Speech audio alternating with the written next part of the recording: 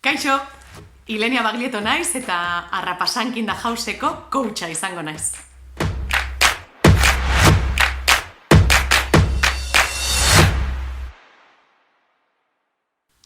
Eszenatoki gainean egin behar dugun lehenengo gauza, zein da? Disfrutatu. Baina disfrutatu ahal izateko aurretikan kriston lana egin behar dugu. Oholtza gainera heltzen garenean, seguru egiteko beure lana eta disfrutatu ahal izateko. Bigarren gauza, egiten ari garen guztia sentitu eta espresatu. Berdin da, kantatzen, antzesten, magia egiten, sentitu egiten ari zareten hori, benetan sinistu, eta horrek ingo dizue espresatu ahal izatea. Sekula, ez dugu oholtza gainean, aurpegi txarrik jarriko. Hau da, konfunditzen baldin bagara, ez dugu egiten olan, ez.